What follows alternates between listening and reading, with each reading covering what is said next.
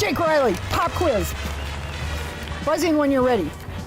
What does from, as in from, Crispin Crossman, mean in the original language, and what language is that? Forward, Norwegian.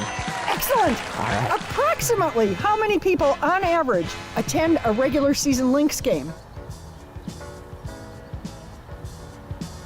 3, 2, 1. 6,000. Hey, not too bad, 9,000. What UTM zone covers most of Minnesota? I sadly don't actually know the answer to that question. Do you know what UTM stands for? Universal Transverse Mercury. I know that much. Way to go! All right, who was Halvor T. Itterbo? A president of St. Olaf? Well, close. He was a professor of St. Olaf. He had a building named after him that was torn down when I was there. Yes, he did. Hi, I'm Jeanne. I'm with Jake Reilly. Hi, Jeanne. What did I win? A conversation with me.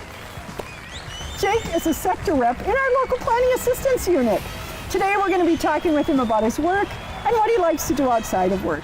We're in his neighborhood, Payne Phelan, on the east side of St. Paul. Why did you choose to live here? Well, why don't we take a walk around and I can show you. Great.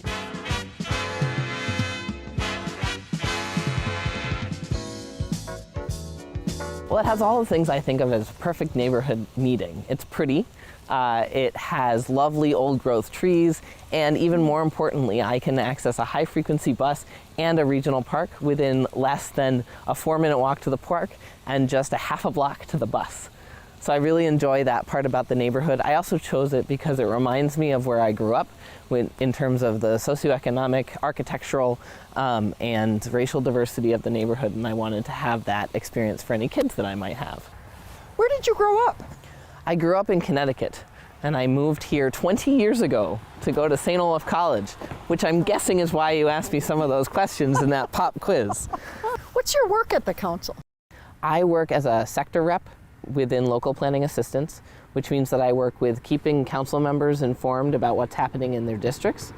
And then I also provide technical assistance to the communities within those districts. Often what they're looking for is the best way to implement locally the policy direction set by the council for the region. A lot of the time that's around their allocation of affordable housing need. How can we figure out ways to ensure everyone who lives in our community has a safe and quality, affordable place to call home, regardless of what the community looks like? Most people have that interest in mind. And often they're looking for best practices or ways to sort of talk through problems or projects that they have. They want to know what kinds of things that they can ask developers to do.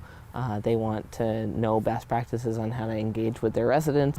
How did you go from being a newspaper reporter to being a planner? I took an internship as a college student with a newspaper. I really fell in love with learning people's stories and writing them down and then sharing them with the rest of the world, whether that world was just a small community or the whole world. And I really enjoyed local weekly papers. So I took a position out in the western suburbs, covering mostly Hopkins and the Hopkins School District. Mm-hmm. And I learned that city planning was a career. I hadn't really thought about it before.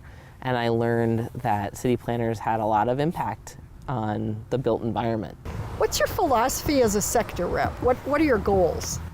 So I think my main goals revolve around customer service to the communities that I work with. Customer service and relationship building go hand in hand with having an effective regional system in which everyone's working together. As a journalist, you were a storyteller, and I'm wondering if there's some kind of a story in the work that you're doing now. I think when you're planning for the future, you can't help but have some sort of arc to that story, and I think every good story has, a beginning, a middle, some sort of action, and then an end. And I think planning is the action that just keeps going and carries the arc through, and hopefully we'll never have to move to another planet, because that sounds really hard. You work full time, you're a new parent. Do you have time to do anything else for fun? And if so, what is it? Right now, mostly I run after my twin 2-year-old toddlers. They turned 2 a week ago. They are always on the run, and it's really exciting and really fun to be a parent. The main thing I spend time doing out of work or from my family is playing rugby. I play for the Minneapolis Mayhem Rugby Football Club. I'm actually the vice president of the club. Now, I haven't noticed any bruises on you. Is rugby not as rugged a sport as I thought it was, or how does that work? The season just started, so Okay. time will tell. You'll have to come back. Talk a little bit about what you've learned about yourself being a parent. I have learned that I have way more patience than I ever thought that I did, and it's actually filtered out into Sweet. other parts of my life too. So I'm very patient with toddlers, and I'm getting more patient with grown-ups. It's good. Patience is indeed a virtue. Especially in today's climate. Yeah. Yeah, Yeah. that's great. As one Ole to another, you did us proud on the quiz, Jake. And I've really enjoyed our conversation today. Thanks so much for joining us. Thank you, Jeanne. I really appreciate it. Oh, yeah. If you'd like to know more about Jake's work or the work of the Metropolitan Council, visit our website at metrocouncil.org.